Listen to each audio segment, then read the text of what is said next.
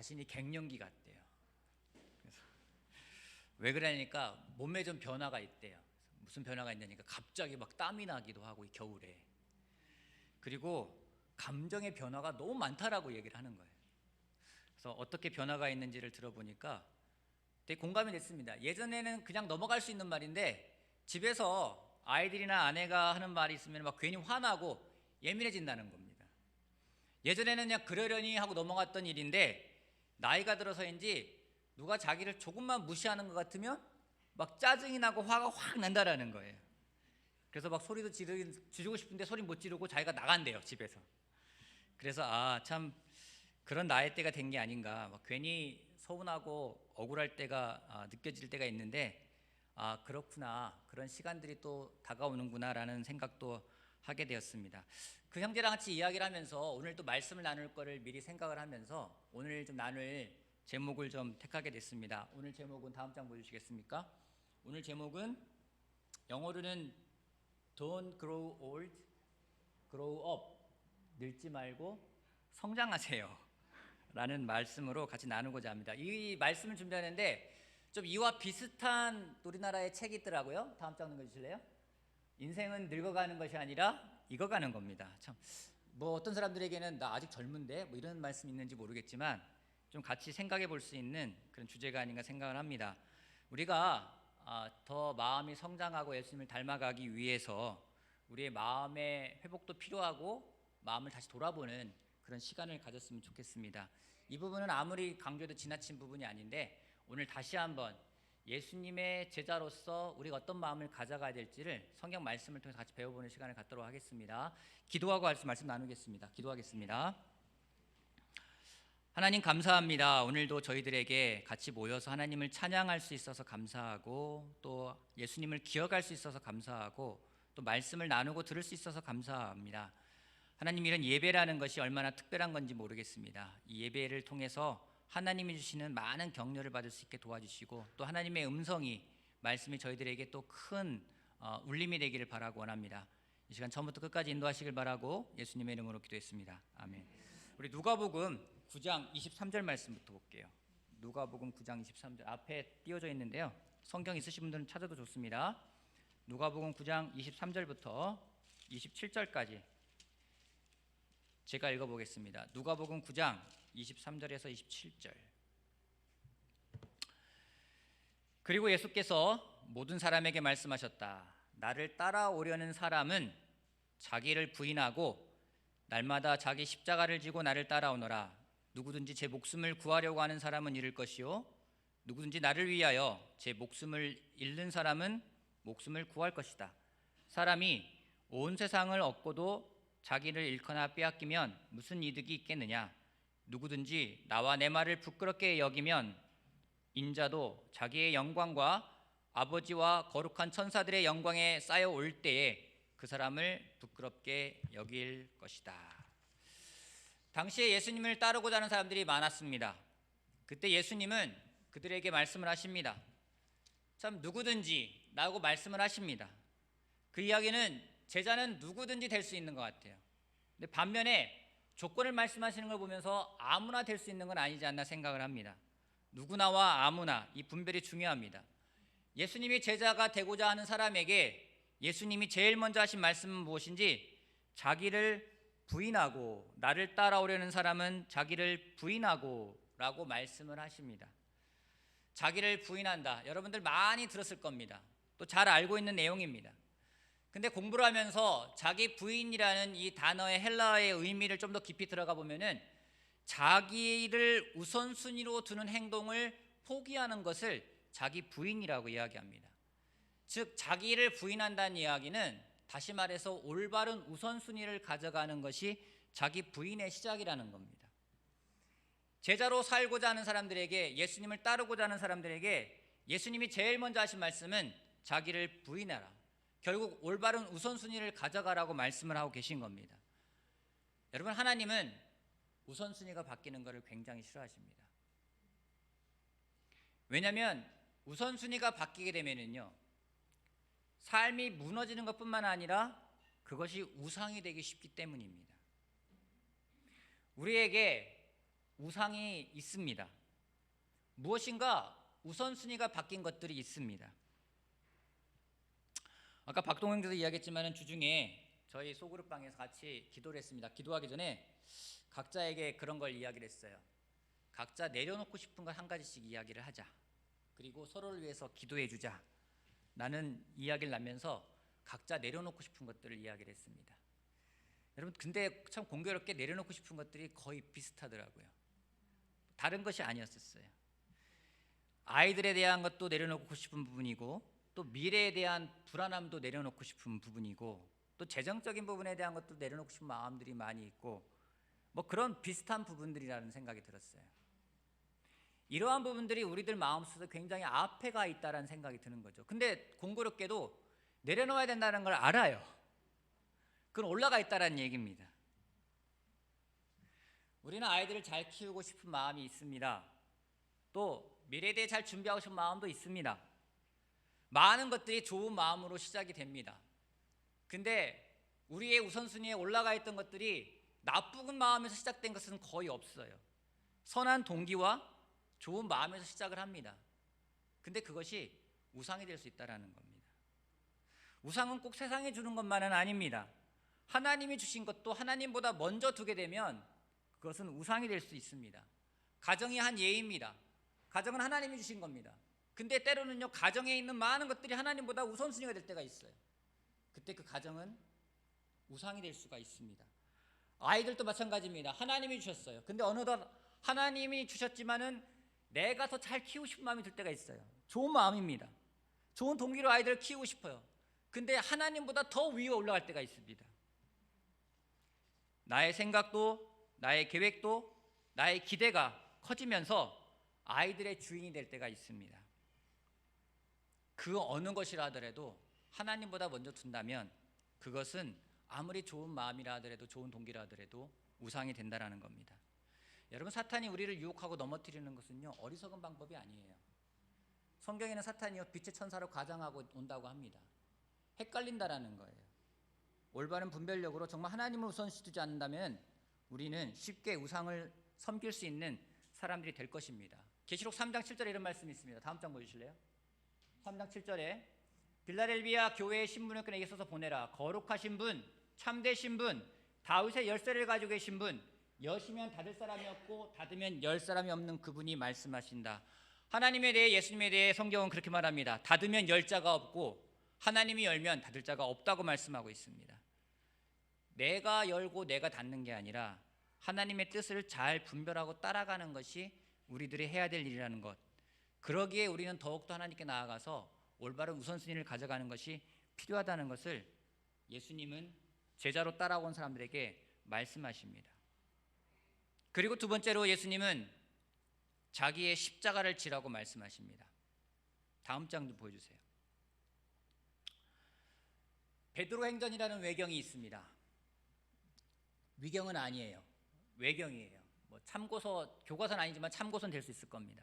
거기에 우리가 잘 아는 내용이 나옵니다.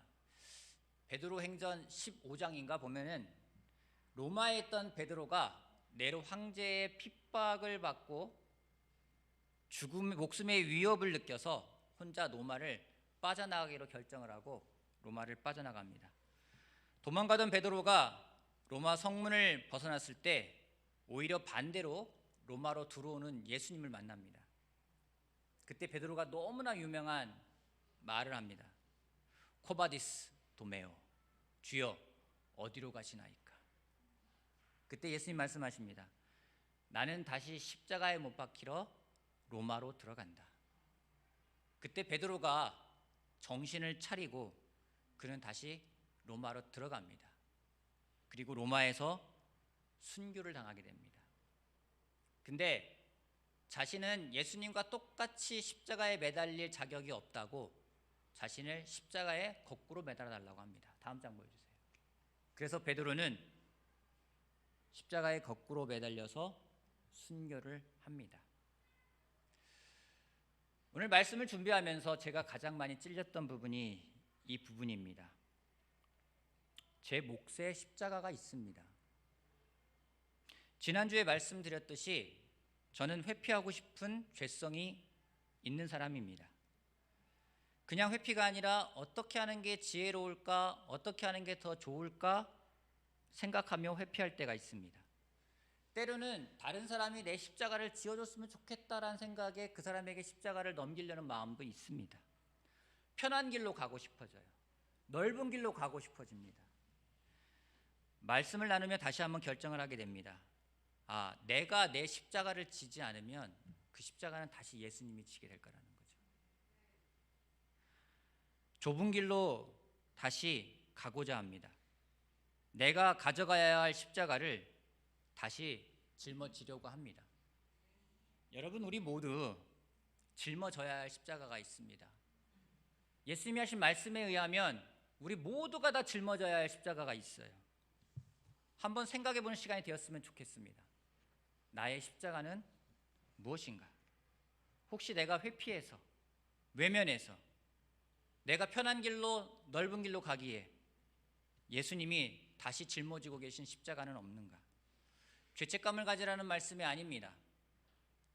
우리의 삶을 다시 한번 돌아보고 예수님의 제자로 살아가기 위한 결정을 하는 그 시간이 되기를 바랍니다.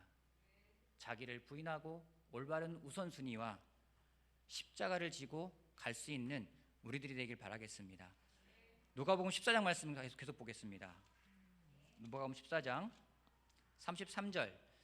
예수님은 누가복음 14장에서 다시 한번 앞에 하셨던 말씀을 똑같이 하시고 결론적으로 이런 말씀을 하십니다. 누가복음 14장 33절 같이 한번 읽어볼게요. 이 부분은 우리 같이 한번 읽어보겠습니다. 그러므로부터 자 시작.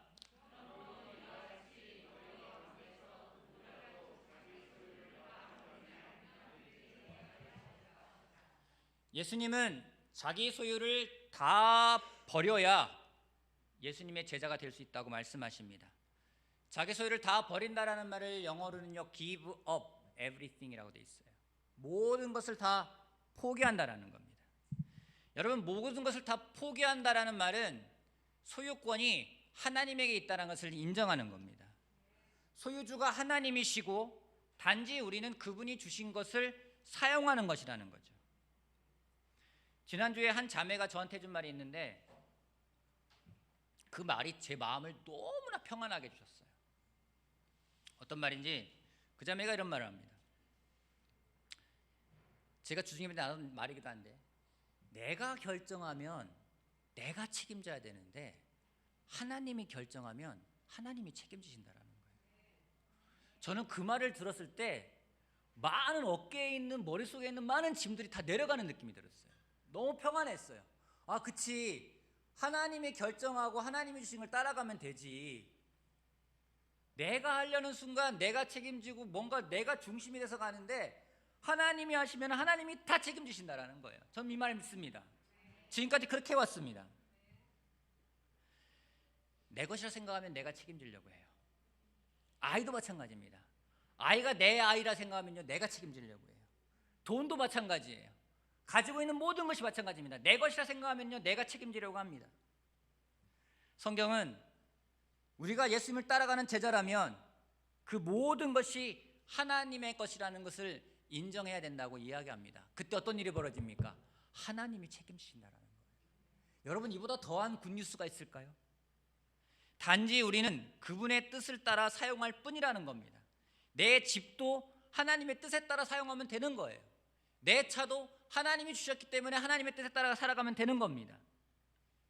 이런 태도가 있을 때 우리는 더욱더 하나님의 뜻을 알려고 노력할 거예요. 하나님 도대체 어떻게 사용해야 됩니까? 하나님께 더 다가가게 될 것입니다. 다음 장 보여주세요.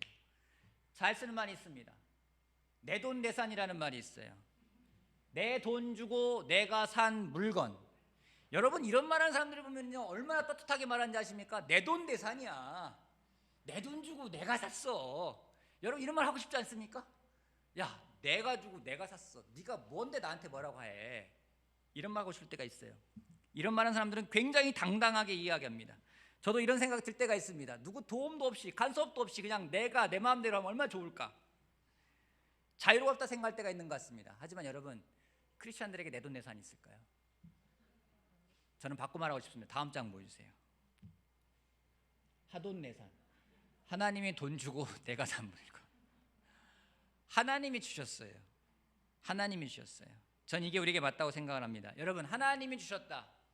하나님이 주인이라 생각할 때 어떤 일이 벌어지는지 아십니까? 감사함이 커져요. 한 예를 들어 볼까요?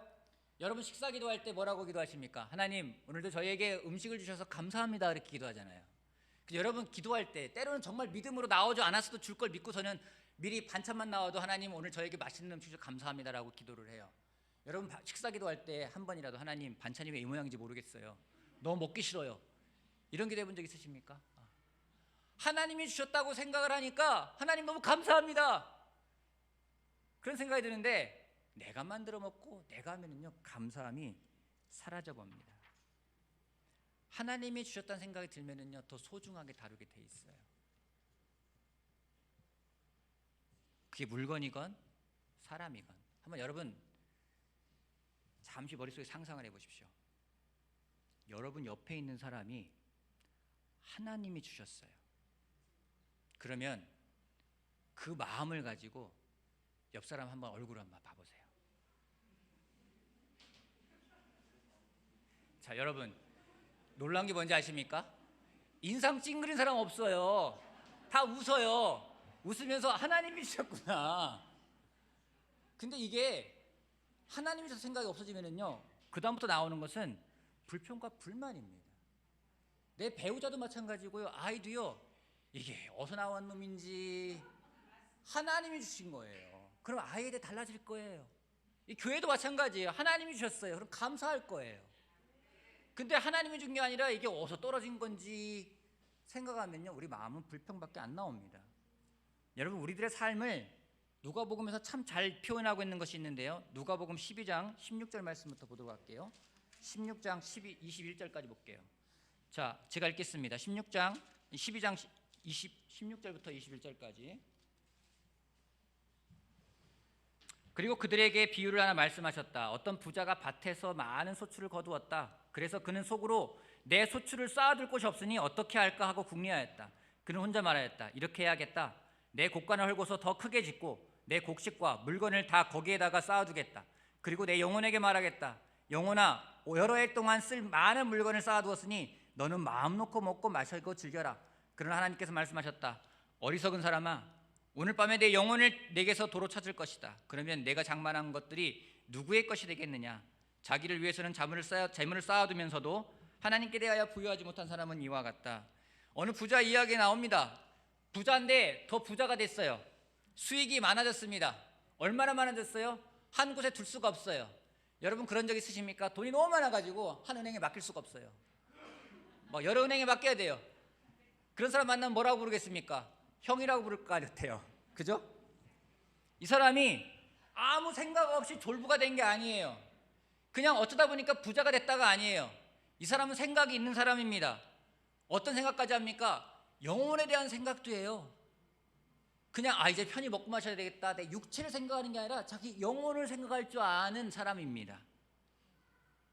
그렇기 때문에 이 부자는 많은 걸 됐을 때 자기 영혼에게 이야기해요.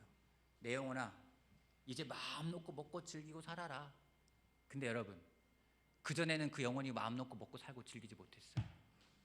뭔가 이제 내 돈 내산했다 생각할 때 하나님이 뭐라고 하십니까? 이제 재산이 많아졌으니, 노후 준비가 다 끝났으니, 아이들이 다 컸으니, 내 건강이 좋아졌으니, 스트레스가 없어졌으니 마음을 놓으려고 했어요. 근데 하나님 말씀하세요. 너 어떤 존재인지 알고 있니? 야고보서에 비슷한 말씀이 있습니다. 야고보서 4장 13절부터 17절까지 앞에 화면에 보여주시고요. 같이 한번 읽어보시겠습니다. 오늘이나 내일. 시작.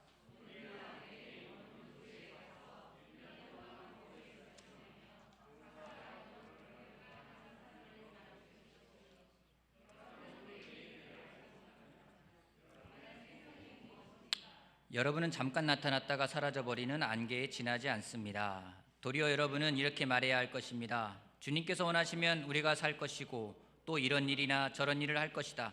그런데 여러분은 지금 우쭐대면서 자랑하고 있습니다. 그와 같은 자랑은 다 악한 것입니다. 그러므로 사람이 해야 할 선한 일이 무엇인지 알면서도 하지 않으면 그것은 그에게 죄가 됩니다. 같은 말씀을 하고 계십니다. 같은 맥락의 말씀이라 생각을 합니다. 우리가 안개와 같다고 합니다. 잠시 나타났다가 사라지는 안개와 같은 인생입니다. 근데 우리는 천년만년 이 땅에 살 것 같은 생각을 할 때가 있어요. 죽지 않을 것 같은 생각을 할 때가 있습니다. 그런 마음이 들 때 우쭐댄다고 이야기합니다. 이 단어의 의미를, 헬라어 의미를 찾아보니 자신에게 물질적 이득을 가져다 준 자신의 현명함, 자신의 운수, 힘, 기술에 대해 자만심을 가지는 것을 우쭐댄다고 이야기합니다. 온갖 세상적인 확신을 가리키는 말이 우쭐댄다는 이야기입니다. 성경은 그러한 사람에게 자신이 어떤 사람인지를 알라라는 거예요. 잠시 나타났다가 사라지는 안개와 같다고요. 그렇기 때문에 주신 시간에 선한 일을 하라는 겁니다. 요즘 뉴스를 보거나 주변에 들려오는 이야기를 보면은 갑자기 의식을 잃고 쓰러지는 사람들이 참 많은 걸 보게 됩니다. 여러분 그런 거 볼 때마다 무슨 생각 드는지 아세요? 오늘 내가 살아있는 게 당연한 게 아니구나. 오늘이라는 시간 주어진 것이 당연한 것이 아니구나. 하나님이 언제 가져갈지 몰라요. 그 시간을 감사하며 허투루 쓸 수 없다라는 겁니다. 예수님은 그러기에 우리들 보고 올바른 우선순위와 자기 십자가를 지고 모든 것을 정말 하나님의 소유로 인정하고 예수님을 따르라고 말씀하십니다. 이 시간에 우리가 제자로 살아간다는 게 여러분 어려운 게 아니에요. 예수님은 제자로 살아가라고 하면서 우리를 얽매이려고 한 게 아닙니다. 우리가 잘 아는 요한복음 13장 33절 34절 말씀을 같이 보겠습니다. 다음 장 보여주세요. 이제 나는 너희에게 새 계명을 준다. 서로 사랑하여라. 내가 너희를 사랑한 것처럼 너도 서로 사랑하여라. 그리하면 너희가 서로 사랑하면 모든 사람이 그것으로 너희가 내 제자인 줄 알게 될 거라고 말씀하세요. 제자로 살아간다는 거 어려운 게 아니에요. 또 어렵기도 해요. 사랑하며 살아가는 겁니다.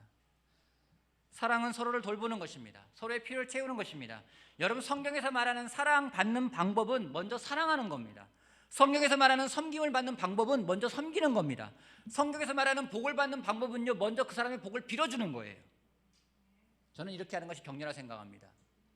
이렇게 하는 것이 제자훈련이라 생각을 합니다. 저는 그러기에 제자로 살아간다는 것, 또 제자로 훈련받는다는 것은 사랑하는 것을 훈련받는 것이고 사랑하는 삶이라고 저는 생각을 합니다. 우리들 가운데 많은 분들은 이미 잘하고 계십니다. 격려가 됩니다. 감사합니다. 하지만 옆에 있는 사람을 돌보는 것도 필요하다는 것도 아울러 느끼게 됩니다. 지난주에 형제들을 만나면서 참 좋았던 거는 그런 거예요. 끙끙거리는 게 있어요.